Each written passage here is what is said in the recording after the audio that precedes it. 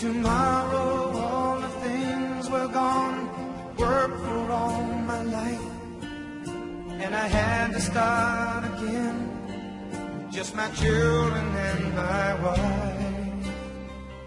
Thank my... Good morning. Welcome to the Nova Scotia Free Speech Bulletin podcast. It's my pleasure to welcome Martin Brodmann back with us. He was very active in the trucker convoy for Canadians. He fought for us and organizer from this area. He was with CVIS, and now he's starting a sovereignty alliance, which folks need to hear about. But he's going to explain all that. And good morning, Martin. Welcome to the podcast. Good morning, Tony. It's a nice, lovely Sunday morning, and it's always a pleasure speaking to you and have a dialogue and with your audience. Good morning, everybody, wherever you are. It's a sunny day here in Nova Scotia, and today is actually my mom's birthday. So my mom's birthday in heaven. I lost my mother when I was 20 years old. We had a difficult relationship, but I love you, Mom, and happy birthday in heaven. Well, thank you, Tony, for having me. I'd like to wish your mother a heavenly happy birthday, and I know the feeling. It's not the same not having your mother here with us, and a lot of the reason probably today that I'm doing this is because of her, or I would be 6 needles in and I was walking around with a diaper on my face and scared of any movement. I all of a sudden woke up, and I think she played a role in that, but I'll hand it over Probably. I'll hand it over, I'll hand it over to you to talk about CVIS and Sovereignty Alliance.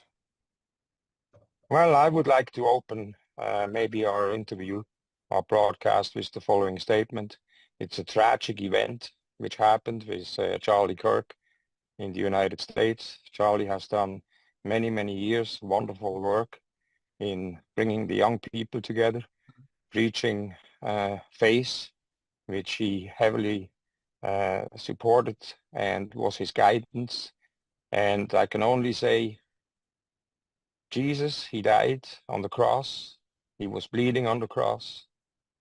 And Charlie, he passed with his microphone, teaching the people, bring the truth, bring the understanding. He will be missed. I think nobody can replace him as an individual person, but his legacy will live on and only get stronger. And we see how his blood left his body, and it will never stop because it was God's blood he represented, and that will live on forever and only will get stronger. It was very upsetting to see what happened, and Chase Hughes has a YouTube video on. It's reached over 2 million views. I might try to put it on the end of the podcast. People really need to watch it, and people need to keep their minds open, because after all, our government has lied to us about COVID. They lied to us about mass destruction. And, why should we 100% trust them now? We really need to question everything and keep our options open before we all jump. And I personally do believe they're headed towards pushing for like a civil war with this. That's what they want, and which would lead into more emergency measures, war measures act to control us more. And they are pushing the digital ID forward.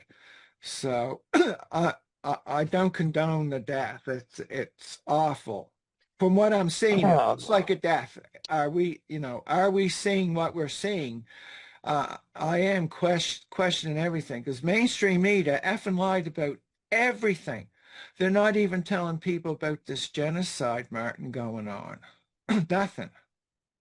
So Absolutely, absolutely. And you brought up Chase Hughes and the video he released, and I actually seen that. And his statement he makes is absolutely 100% correct. That's what we as society need to understand. It is so difficult for us to understand that we lived in lies. And he said it perfectly. It's not the left, it's not the right, it's not the Democrats, it's not the Republicans or here in Canada the Conservatives, etc. It's what orchestrates that, the powers to be in this world, which ruled and manipulated our lives in so many ways. And to fully comprehend that and understand that is definitely not easy. So that whole party mechanism which we have, the political sides, our governance models, it was always, and he said it perfectly, orchestrated to create chaos. And they achieved over the last 5 years to create chaos in our economics, in our social life, in our health, in our justice system, and in our educational system. The educational system was tailored towards something like this, and chaos dictates everything. And the longest we as humanity don't understand that and take precise measures against that power grab, which is nothing else than a power and control grab of everything in our lives. The longest we cannot countermeasure effectively to that and come together, we go on and fight. So when we have shootings like this, when we have criminal activities like we have every day in our communities, and our justice system and our institutions only do a catch and release. The migration they brought upon us in Western society with that multicultural ideology. We need to go back to our foundation. What is our foundation? What are our principles? What are our values? That's what we have to talk about. That's what we have to have a dialogue about. And we have people who take extreme measures like this fellow who, I don't even want to say his name, who does acts like this, which is the highest crime you can conduct under each other. But at the same time, we have the institutions, we have the governments who always undermine the rights of the people, the inalienable rights, our fundamental God-given rights. They are undermined, and we as people don't understand how to use them, how to live by them, how to act by them, and therefore demand and reinstate them. And that's what I like to talk about maybe during this interview. So many people know me, yes, from the convoy. Many people know me from CVIS for Reform, which we initiated and decided to rebrand, because every group, every individual, they all do great things. They all do great things in their own mind and their own initiatives, and nothing, absolutely nothing, should be undermined or neglected to realize that we all do, in a way, the same work. So the alliance, to form the alliance and the sovereignty aspect, when we cannot understand what sovereignty means as individuals, sovereignty as a society, and sovereignty as a country, we fail the fundamental issues we are facing and can therefore not act accordingly. So CVIS for Reform, which was our name before, we rebranded that in July of this year, 2025. The organization was formerly known as CVIS for Reform, like I said, is proud to unveil its new identity, Sovereignty Alliance Canada. That's what it's all about. It's the sovereignty, it's the alliance. Since its founding, CVIS for Reform has stood for citizens-led reform, transparency, and participatory governance, which doesn't exist anymore. Look at our parliament, look at our government. Since January, we don't have a functional parliament. We don't have a budget. We don't have a decision-making process, and our elected officials don't recognize and don't have the courage to stand up and enact what governments need to be, enact and act on representation. The representation doesn't function anymore.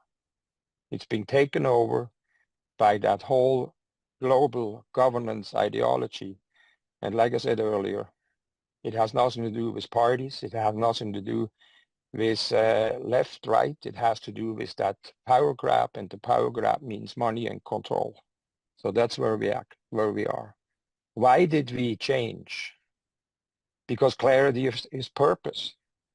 The name Sovereignty Alliance Canada more directly communicates the organization's urgent mission to uphold a nation's right to self-determination, free from coercive and external forces.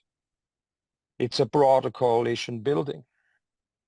The new brand invites greater alignment with grassroots movements, experts and policymakers seeking shared frameworks for defending democracy and its institutions.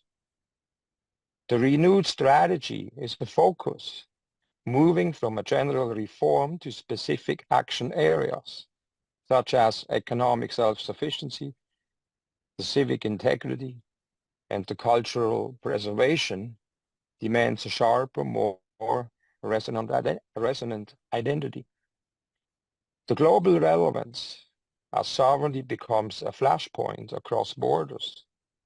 The new name positions the Organization for International Collaboration without diluting its core values. Unified voice. Alliance speaks to the organization's ethos of cooperation, not just across political lines, but across communities united by a belief in transparent and accountable governance. We are not simply changing our name. We are embracing our responsibility. This new identity empowers us to meet the moment, to defend what matters, and reimagine a future built on democratic dignity, resilience, and culture. In So, saying that, go ahead, Tony. So would this be like a federal law or something written in? Would it still, would the Charter of Rights and Bill of Rights still be involved with this? How would that work? When we look at our charter, when we look on our constitution, when we look at our Bill of Rights, when we look at all these different, very important documents, what do these documents have in common? These documents have loopholes. These documents have excuses, escape clauses, not to uphold our inalienable rights. And the longest we as a society and the longest elected representatives and the whole government structure cannot function on a very fundamental, on the fundamental principles, which we outlined in the Statement of Principles, and I'm going to bring that up shortly. The longest we cannot establish this foundation, what are we talking about? So the Bill of Rights, the Constitution, charters, treaties, like the Nuremberg Code, like the Helsinki Act, which should protect us, fail to protect us because nobody acts on the foundation of the principles. And that's our mission today. That's our mission. That's the foundation, to establish this foundation in a way where we then can be proactive, have action plans, and have a reform based on the foundational document. Martin, is there anything in the document that would hold people right on the top liable. Because I can tell you, I've talked to 4 paramedics, and I had one that used to live next door to me. Talk about these injections killing people. A police officer, an RCMP officer, a nurse at the hospital. We're not allowed to talk about it because there are people above them. Well, if you break the friggin' law, why cannot the police walk in and arrest them? That's what I don't get. So, in other words, that is telling me our laws are useless. If they cannot go in, like the RCMP, whoever's above them, if they cannot go in and arrest the top people, Absolutely it correct. opens the door to everything. So what will Sovereignty Alliance do with things like that? It's everybody should be held accountable from the top to the bottom. It shouldn't matter who you are. If you commit a crime, a murder, it's happening. People are dying left and right. And if we as a society don't get on this, we're not going to have police. We're not going to have doctors. We see this with immigration, Martin. They'll say, "Oh, he's a racist." BS. I like immigrants, but you know what? They're over flooding our country. And they say, well, the reason why they bring them here, they'll create more work, there'll be more doctors. Well, where are the doctors? Lunenburg Hospital is closed most of the time. I've been in there.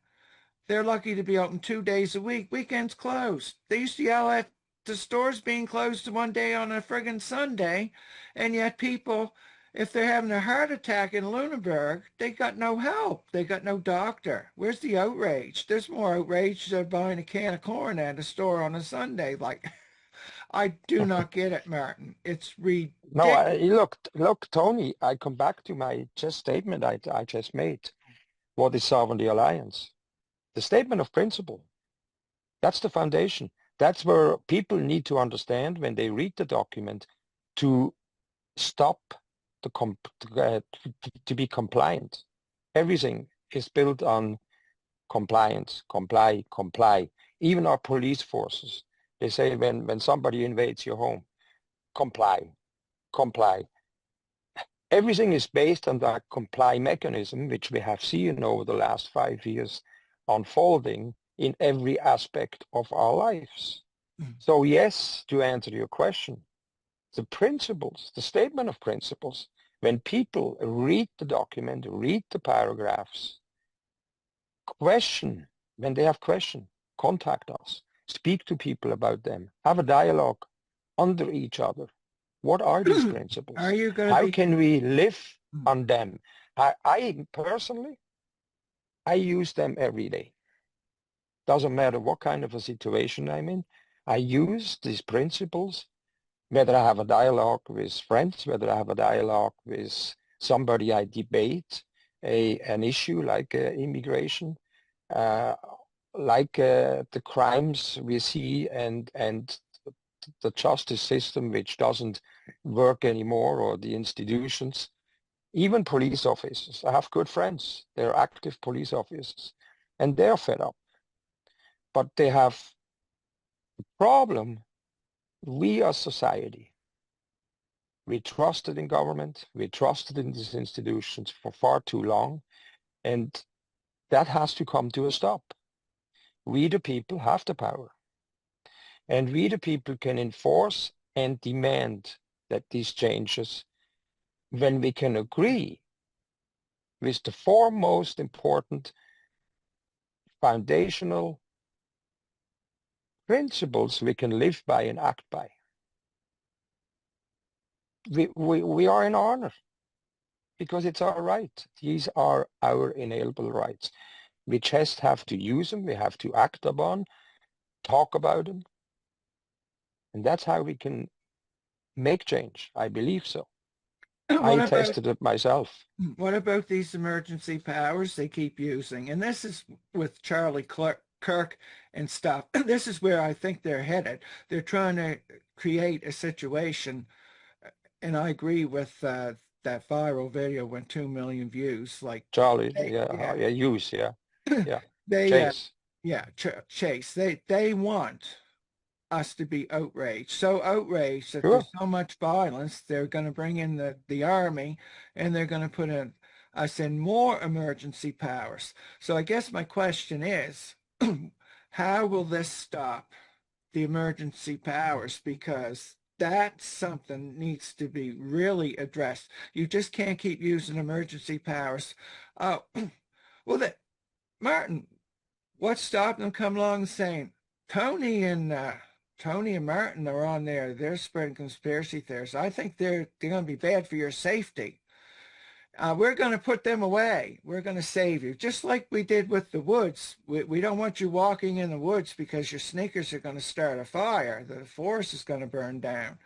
They're going to use every safety thing they can to enslave us and to stop people from talking.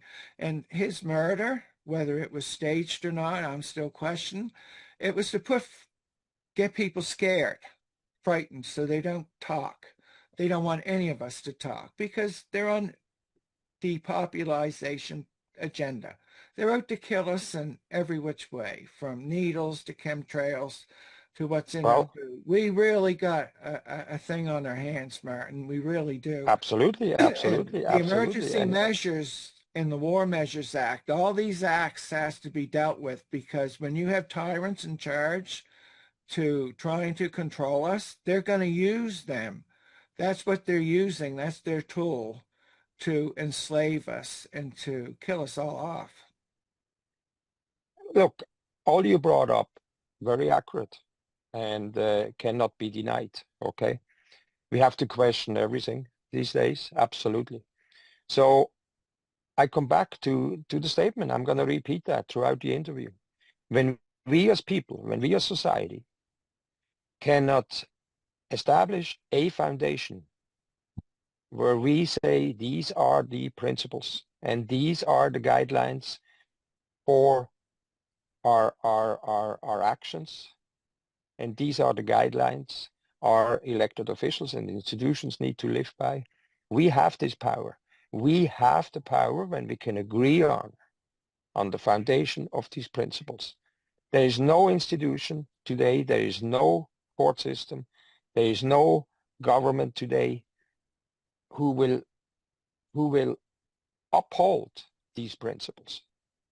We, as people, as individuals, when we learn these principles, when we question people, have dialogues, and speak about these and demand these, that's when we can make the change, because we, the people, when we can do that, we hold the power.